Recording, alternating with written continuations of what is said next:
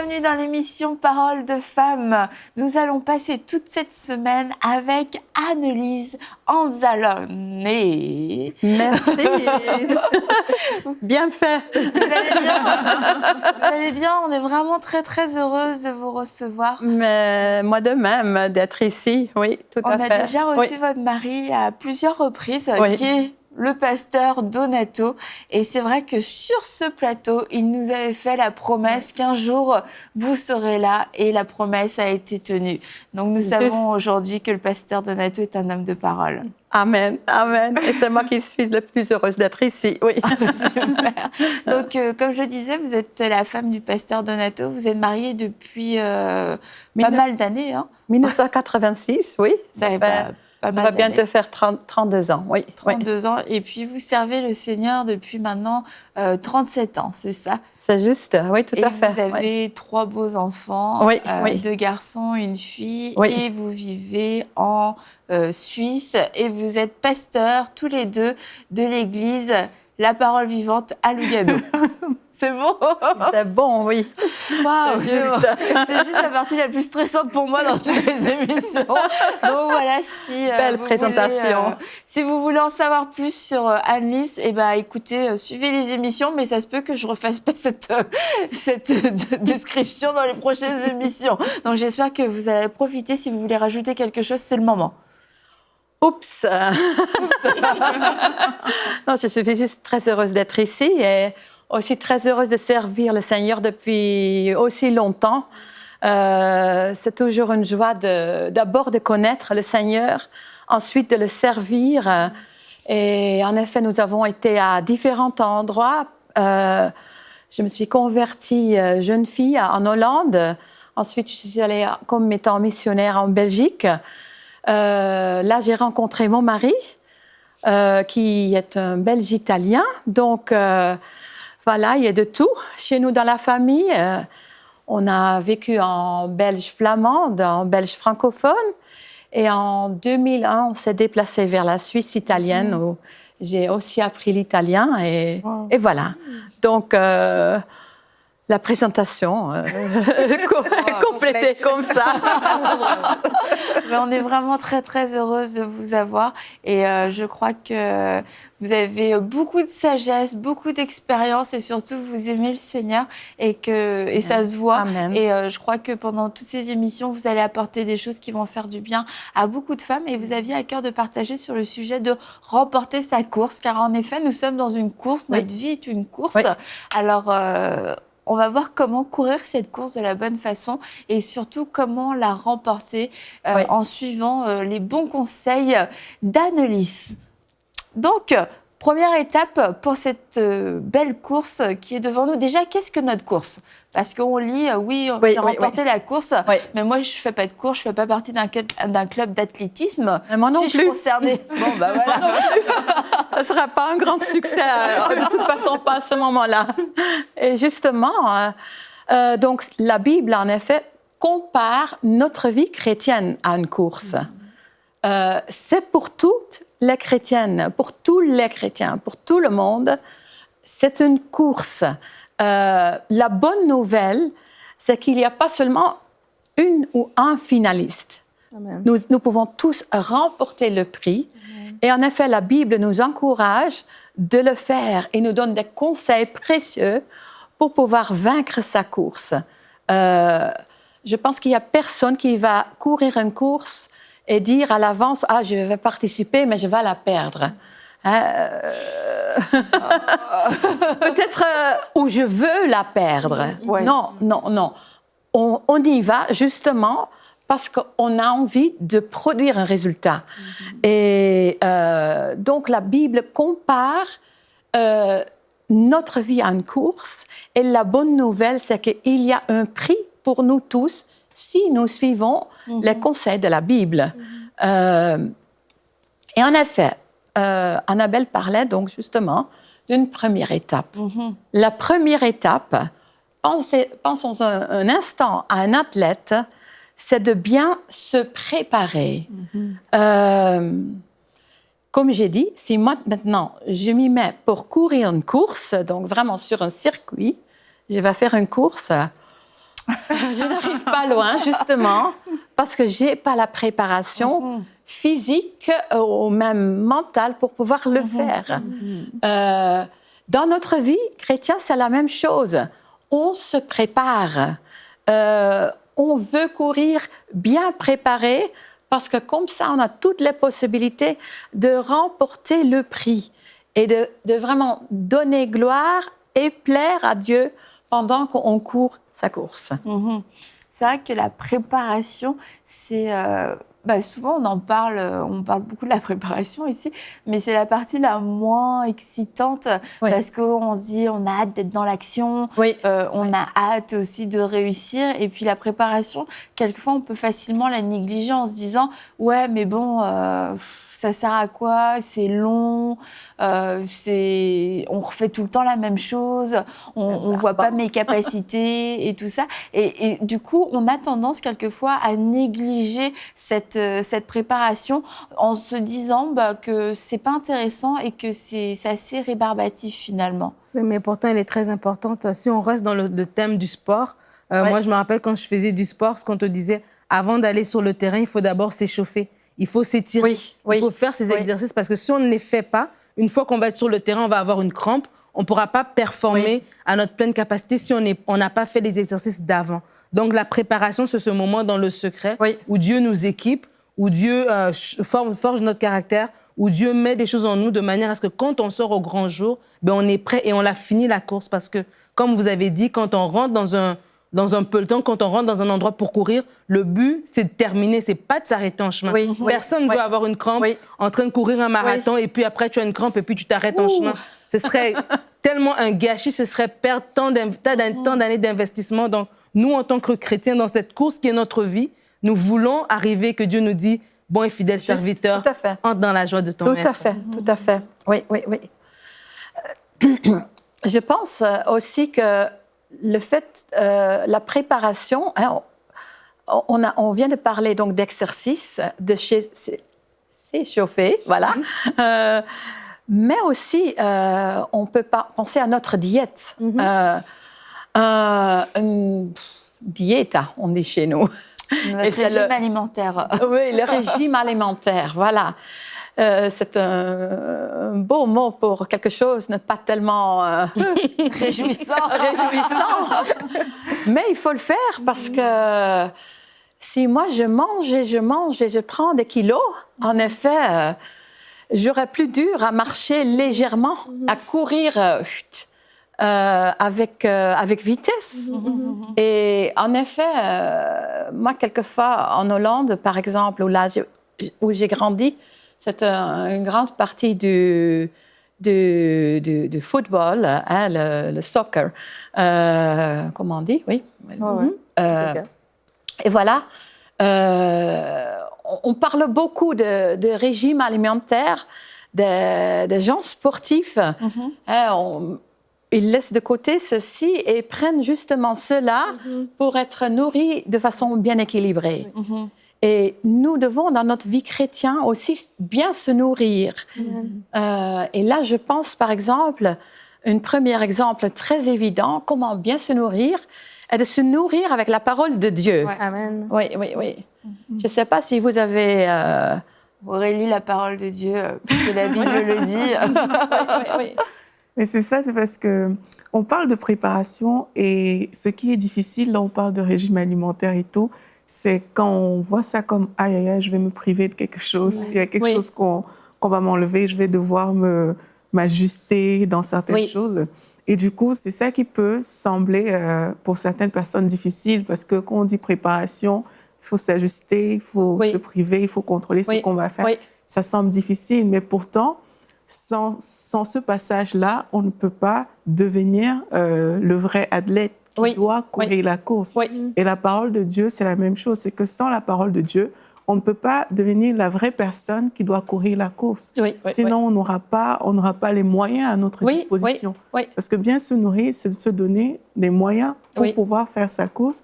De la même manière, bien consommer la parole de Dieu, mais c'est se donner les moyens pour pouvoir courir la course que Dieu a prévue pour notre vie, en fait. Donc, c'est pas une option, ça fait partie de la victoire. Comme on a dit, quelqu'un qui part à la course, ben, il veut gagner, il va arriver quelque part. Et pour gagner, ben, il faut avoir avec soi certains éléments. Et la parole de Dieu dans la course de notre vie, pour la remporter, mais obligatoirement, il nous faudra avoir la parole de Dieu parce que c'est elle qui permet de réussir ces entreprises. C'est sûr, la parole de Dieu, à la fois, va nous nourrir pour nous donner le muscle dont nous avons besoin, la tonicité dont on a besoin, mais aussi la parole de Dieu va nous donner les consignes, les règles. Comme dans une course, il y a certaines règles à respecter. Si tu ne respectes pas cette règle, tu es disqualifié. Et on ne veut pas être disqualifié, c'est à la préparation. C'est aussi savoir comment est-ce que je dois courir ma course, quelles sont les règles pour pouvoir bien la courir selon ce que la parole de Dieu a établi, et je vais le savoir seulement si moi-même je peux m'y pencher. Et par rapport à cette course, j'aimerais aussi dire que, parce que dans le monde sportif, tu fais ta course, c'est une fois, tu la cours une fois et après tu l'as réussi ou tu l'as raté. Mais nous, en tant que chrétiens, c'est comme une course permanente. Il y a différentes courses qui se présentent à nous et on va voir les différents points. On parle aujourd'hui de se préparer, mais on va voir après comment y aller, comment commencer à courir, comment persévérer et après, le repos. Mais on va voir tout ce cycle. Mais en fait, c'est un cycle qui revient continuellement. Il n'y a pas de... oui, la vie est une grande course, mais c'est pas... Bon, faut vraiment pas que je rate ma course, c'est un sprint, je donne tout ce que j'ai, puis après, c'est fini. J'ai donné tout ce que j'avais quand je me suis convertie. Voilà, c'est bon, j'ai couru ma course, alléluia, amen. Non, c'est notre vie chrétienne est une course perpétuelle où... Une fois, ça va être une course par rapport à la famille, par rapport à certains défis financiers, par rapport au ministère, et on va se retrouver avec les mêmes étapes. Donc c'est juste important, je voulais juste le dire pour pas qu'on soit tous non plus sur le qui-vive. Ok, c'est quand le jour de ma course, faudrait pas que je le rate. On est déjà dans la course en fait. On est déjà engagé dans cette course-là, et c'est juste de savoir pourquoi est-ce que ma course à moi, j'arrive jamais à l'achever, pourquoi est-ce que j'arrive jamais à la terminer. Ben, est-ce que tu es déjà passé par cette première étape déjà de la préparation, et on a vu donc la parole de Dieu. Et puis il y avait un autre point, c'est par rapport au fait de purger sa vie, de se détoxiquer, c'est ça? Elle n'est pas là. Oh, Anne, c'est toxique. Donc, comment faisons-nous cette cure des désintoxications? C'est ça que je dis. Et en italien, ça doit mieux sonner. Desintoxicare. Ben voilà. Desintoxicare. Donc, comment faisons-nous ça? Mais en effet, toi, tu le mentionnais déjà, il faut se priver de certaines choses. Donc, ça veut dire mettre de côté certaines choses qui sont donc nocives pour nous. Il faut se remplir avec les choses bonnes. Comme on disait, la parole de Dieu, il faut le manger. Mais il faut aussi donc mettre de côté tout ce qui ne va pas. Et là, je pense qu'il faut faire d'abord un tri dans ses pensées. Il y a énormément de pensées qui nous viennent de partout, qui vont décider si on va avoir du succès, oui ou non. Et comme tu mentionnais d'ailleurs déjà, on est déjà dans la course. Ce qu'on va maintenant décider, c'est est-ce qu'on va avoir du succès dans la course? Est-ce qu'on va remporter le prix? Ou est-ce qu'on va le courir comme des perdantes? Et ça, vraiment, je ne pense pas qu'on en a envie. Et donc, on doit donc faire un tri dans nos pensées. Les pensées, ils viennent de partout. On les attend à notre travail, on les attend autour de nous, au supermarché, par la télévision, par l'Internet. Et chaque fois, on doit se dire, est-ce que cette pensée, pour moi, est édifiante? Est-ce qu'il me porte quelque chose qui me rapproche de Dieu ou qui m'aide de faire le bien à mon voisin, par exemple? Ou est-ce que c'est une pensée qui me montre une image du monde ou de moi-même ou de Dieu que je ne veux pas avoir? Si j'attends constamment « Ah, tu n'y arrives pas », ça peut aussi être une pensée de quelqu'un qui dit ça constamment à nous. Et que peut-être on doit se distancier un peu de cette personne qui nous dit « Mais tu ne vas jamais y arriver. Dans ce cas-là, ça me détruit. Ça me donne des toxines qui détruisent ma bonne nourriture. Ouais. Non, mais c'est vrai ce que vous dites, parce que, par exemple, quand on voit dans un match de boxe, les boxeurs, quand ils retournent à leur coin chacun, les pensées sont comme l'entraîneur de boxe qui va dire au boxeur, OK, tu es capable, vas-y, prends cette stratégie, fais ceci, fais cela. Même si le boxeur est en train de perdre, mais tant qu'on n'est pas au 12e round, tant que ce n'est pas terminé, l'entraîneur est toujours en train d'encourager le boxeur. Et c'est ça un petit peu nos pensées, c'est ça qu'elle doit faire. C'est que dans la course qu'on est en train de faire, nos pensées sont comme cet entraîneur qui est en train de nous dire, OK, oui, tu es tombé là, mais tu vas te relever. On a déjà fait ça en entraînement, tu es capable. Tu as déjà tout en toi. Donc, c'est ça que nos pensées doivent faire. Et si nos pensées nous disent « Non, sors du terrain, lâche le match, tu n'y arriveras pas », c'est que du coup, on l'enlève, ce n'est pas les pensées de Dieu. T'as déjà fait de la boxe? Je regarde la boxe avec elle. T'as l'air super au courant. Moi, je me suis toujours demandé ce qu'il lui racontait. Il est là complètement... Elle a très, très bien regardé. Elle a des connexions internes quelque part. On avait fait l'amitié dans le couple. On disait, quand ton mari aime le sport, tu regardes à côté de lui. Voilà, ça porte tes fruits. Mon mari aime la boxe. Et puis, bon, je regarde avec lui. Mais c'est vrai, et d'où l'importance justement d'être plongé, de connaître la parole de Dieu, parce qu'on a besoin d'avoir des pensées renouvelées. On disait pour courir la course selon les bonnes règles, mais aussi avoir l'attitude, la bonne attitude, ne pas marcher dans la tricherie, dans la tromperie, dans la convoitise, etc. Et je pensais notamment au mariage. Il y a des gens qui se préparent au mariage, des gens qui veulent se marier, eux c'est leur course à remporter, mais quelle est l'image que tu as du mariage? As-tu pris le temps de voir ce que réellement Dieu disait dans sa parole du mariage? Est-ce que ton idée du mariage est celle que tu vois chez les gens, celle que tu vois à la télé, celle que tu t'es imaginée, ou est-ce que c'est celle qui vient directement de la parole de Dieu? Est-ce que tes pensées ont été renouvelées? Parce que dans ces cas-là, on commence la course avec des a priori, des préjugés. Ça va être facile, mais en fait, ça, c'est pas facile. Ah, ça, moi, je le ferai pas, etc. Parce qu'on n'a pas cette pratique du terrain. Et du coup, on s'imagine des choses qui sont complètement fausses, qui sont complètement erronées ou totalement décalées de la réalité. Et le fait d'avoir une intelligence renouvelée, c'est une intelligence, qui ne pense pas comme le monde, en effet, mais c'est aussi une intelligence qui est juste et qui est supérieure à une intelligence humaine qui calcule avec ce qu'on voit. C'est une intelligence qui va voir au-delà. On le sait pas, on l'a encore jamais vécu, mais il y a quelque chose en nous qui nous dit c'est comme ça qu'il faut le faire, c'est comme ça qu'il faut réfléchir, et on en a besoin pour courir notre course. Oui, cet renouvellement de nos pensées, c'est vraiment primordial parce qu'on va se comporter, donc on va agir en fonction de ce qu'on pense. Si moi, je pense que je ne peux pas le faire, ensuite, je ne vais pas le faire. Et donc, il n'y a pas de couronne qui m'attend parce que je vais m'arrêter à mi-chemin. Si moi, je pense que je ne suis pas capable de coudre un bouton... moi, j'arrive pas. Voilà, je vais changer cela. Mais si je pense réellement ça, je ne vais donc pas prendre l'aiguille et le fil pour le faire. Et donc, je reste toute ma vie sans un bouton sur ma veste. Oui, comment vous savez ça? Connexion interne. J'ai justement quelques habits, si vous voulez bien me remettre mes boutons, ce serait gentil.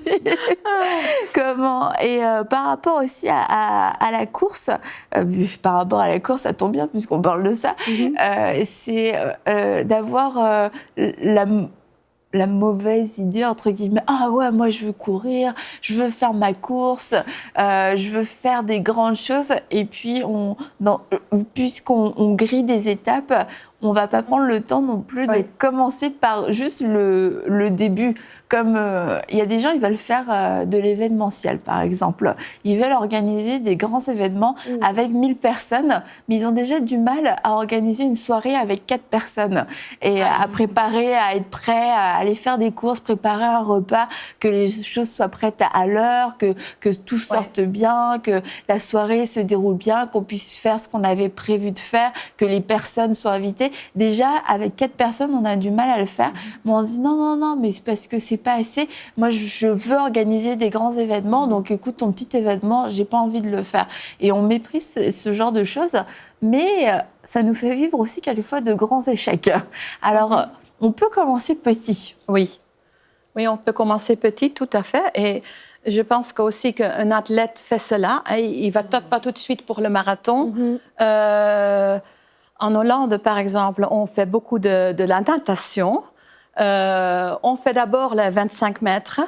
Et ensuite, on fait les 20 allers-retours, les 500 mètres, mais beaucoup plus loin, après beaucoup d'entraînement, en commençant par les petites étapes. Et je pense que c'est exactement la même chose dans notre foi.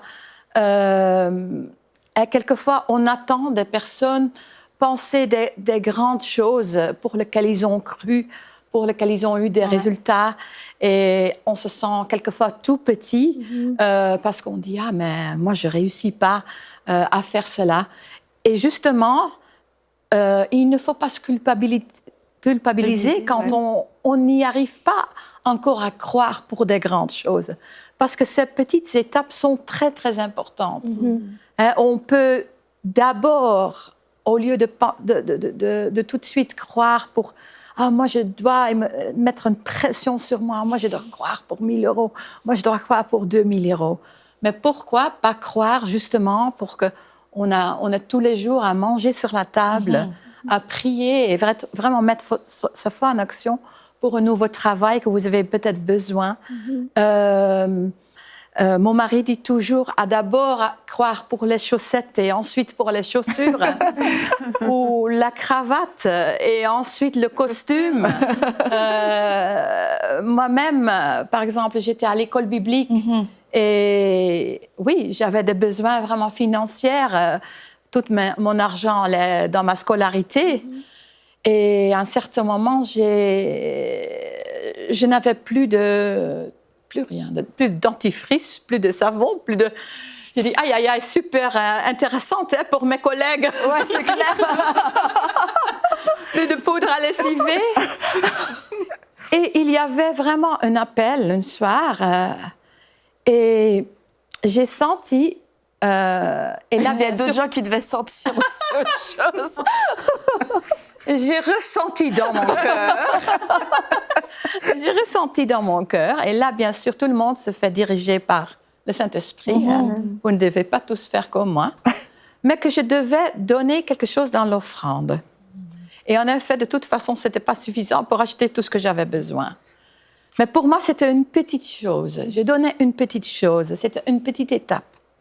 Puis le jour après, je reçois une enveloppe des gens qui ont été consulter mes parents pour savoir où j'habitais.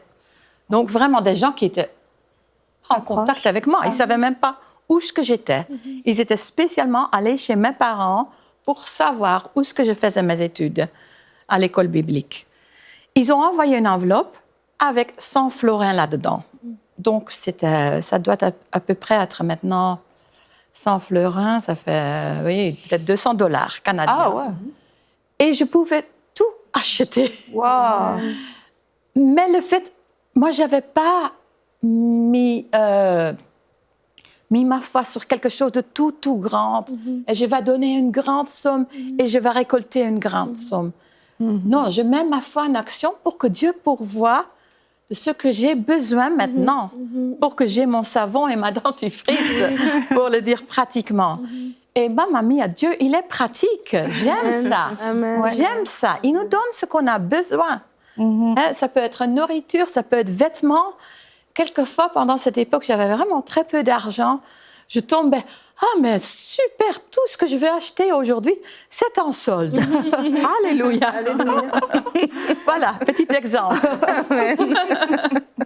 Mais ça me fait penser, dans un autre registre, aux gens qui sentent de grands appels sur leur vie, mais qui refusent de faire toutes ces petites choses avant. Moi, je suis appelée à avoir la plus grande église du monde, mais dans ta petite église, aujourd'hui, tu refuses de servir. Oui, prends-en soin de cette petite église et va arroser toutes les semences qui ont été plantées. On a fidélité dans les petites choses qui nous conduisent vers les grandes choses. Et même la façon dont Dieu même a créé l'être humain, c'est d'abord un bébé, et puis l'enfant, il grandit pour arriver à être un enfant adulte, à devenir adulte.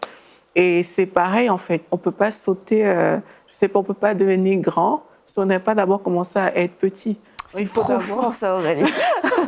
C'est vrai, parce qu'on parle de ministère. Il y a des personnes qui veulent aller, je ne sais pas, directement au plus haut, mais il faut d'abord passer par certaines étapes. Il faut d'abord s'humilier quelque part. Il faut d'abord être fidèle. Dans les petites étapes, on parle de préparation par rapport à notre course. C'est dans la préparation que on se forme. Et notre formation, on ne le fait pas quand on est déjà arrivé au sommet. Au sommet, tu dois poser des actes concrets, tu dois maîtriser, tu dois connaître ce que tu es en train de faire. Mais au niveau de la préparation, c'est là où tu apprends, c'est là où tu peux faire des erreurs, c'est là où tu peux te rattraper, tu peux t'ajuster. Et tu ne peux pas juste arriver au sommet, sinon tu vas tomber de haut. Donc, je ne sais pas, c'est comme... on ne peut pas devenir grand sans être d'abord... J'espérais que tu le redises, Aurélie. On ne peut pas devenir grand avant d'être petit. C'était ça. Ah, c'est beau. Mais cette soi-disant petite victoire, parce que je pense que dans les yeux de Dieu... il n'y a pas de petite ou grande victoire, c'est tout une victoire. Il nous exerce et nous forme justement pour plus tard. Il nous donne des muscles. Quelquefois, j'y pense encore et ça m'encourage encore pour croire pour plus grand, justement. C'est vrai que ces petites victoires sont comme des témoignages, en fait, dans nos vies, pour dire, Seigneur, tu l'as fait hier. Si tu l'as fait pour mon savon, tu l'as fait pour mon dentifrice, aujourd'hui, tu peux le faire pour ma maison. Amen. Si tu l'as fait, tu m'as guéri d'un mot de tête, aujourd'hui, tu peux me guérir d'un diabète. Donc, les événements d'avant sont des témoignages aussi pour notre propre foi. Parce que, comme vous avez dit, on nourrit notre foi des paroles, on nourrit notre foi de la parole de Dieu, mais on nourrit notre foi aussi de témoignages, soit des témoignages des autres ou bien des témoignages dans notre propre vie. Et des fois, dans des situations où tu peux dire, oh, est-ce que je vais y arriver? Si je préparais pour cette course, tu dis, mais non. Tu te parles à toi-même, tu dis, mais regarde ce que Dieu a fait pour toi hier. Et tu te témoignes à toi-même, en fait, par rapport à ce que Dieu a fait dans ta vie, dans des petites victoires, comme vous dites, qui s'accumulent pour en faire des plus grandes. Oh, c'est beau tout ce que vous dites aujourd'hui. Mais merci beaucoup. On va se retrouver demain pour une prochaine émission. Puis on va voir comment aller, justement, comment aller entrer dans cette course qui est la nôtre. Je suis sûre que Nadine a encore plein d'exemples de boxe à nous partager. Donc ne manquez pas cette émission de demain. Anne-Lys sera toujours avec nous. Alors à demain pour une prochaine émission de Paroles de Femmes.